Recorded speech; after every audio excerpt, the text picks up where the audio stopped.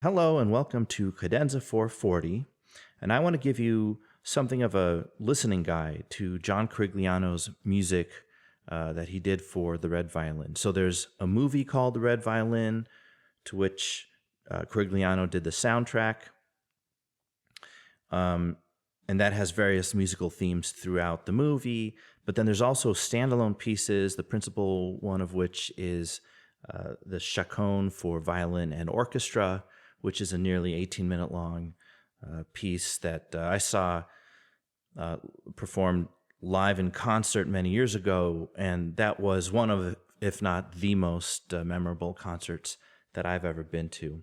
So for the Chaconne, for the standalone piece, it's really critical that you pay attention and listen to and internalize the bass line.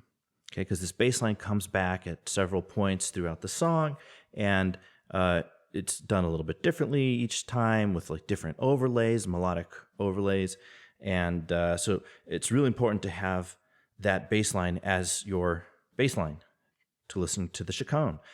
So the bass line is made of two notes played at the same time, and it goes something like this.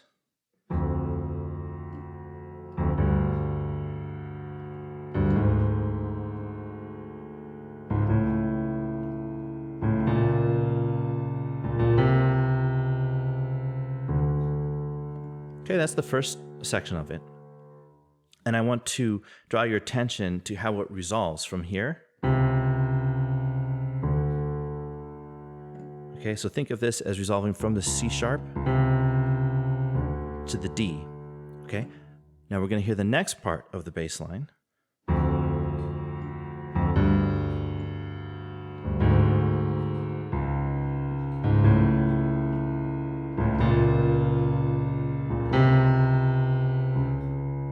Okay, so how did it resolve from the C sharp to the C sharp?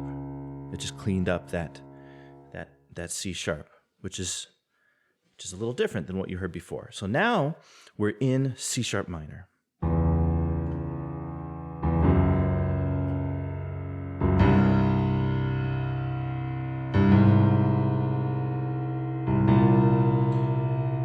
And this chord is different because this is a minor seventh interval. The other ones were major seventh intervals. So how does the minor seventh interval resolve from the C to the B?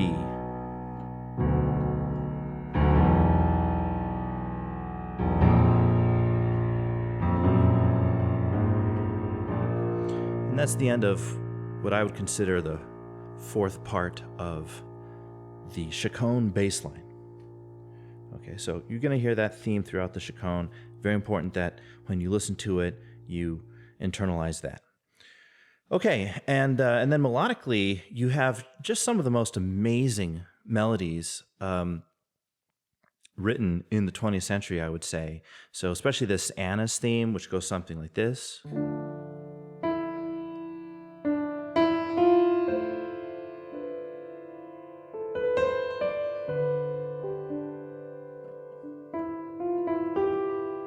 There's a part of Anna's melody, Anna's theme. It's a very intense C sharp minor section. It goes something like this, at least in the movie soundtrack version, it goes something like this.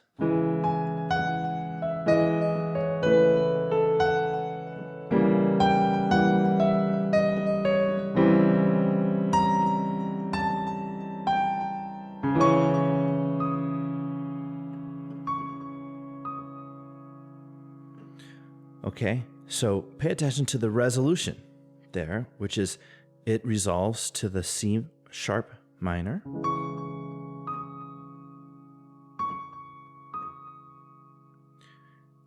And the melody is playing C sharp, D sharp, C sharp, D sharp. Now in the Chaconne version, that resolution is a little different. It's a little better, actually. It goes something like this.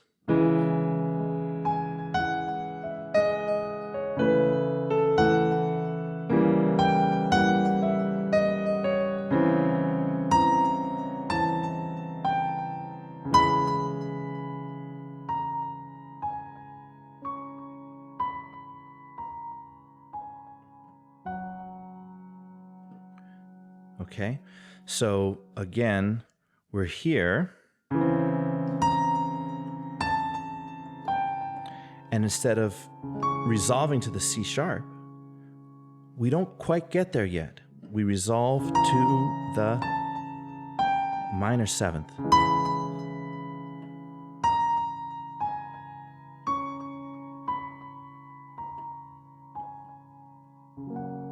And we do get to the C sharp, but it's delayed by a little bit.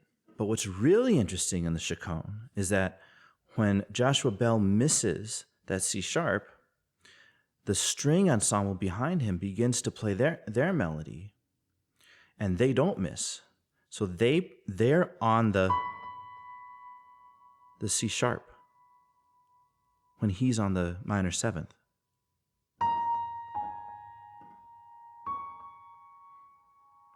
So there's a little bit of a duality of this, like, how did we resolve? Did we resolve to the root, or did we resolve to the minor seventh? And you'd think that that question gets answered in a moment later when Joshua Bell does find that C sharp, which is the root. But it's still not answered because the string ensemble, when Joshua Bell finds the root, they find the minor seventh. It's really hard to describe how this works, but they basically switch roles between the soloist and the string ensemble, between who's lost on the minor seventh, who's found home in the C sharp, and they switch. And you have this duality where the question isn't really truly resolved, is it? Because it depends on which side you look at. And when you hear the song once, you might focus on the string ensemble. When you hear the song another time, you might focus more on the soloist, and at different moments. And the answer changes. It's like a superposition, a Schrodinger's resolution here for is this a minor seventh or is this the root? Let me try to play the Chaconne version in context. It's hard to do this on the piano, so really you should listen to the standalone Chaconne version, as well as watch the movie, of course. It's an incredible movie with the best soundtrack of the 90s, so there's that. But here, I'll try to play this.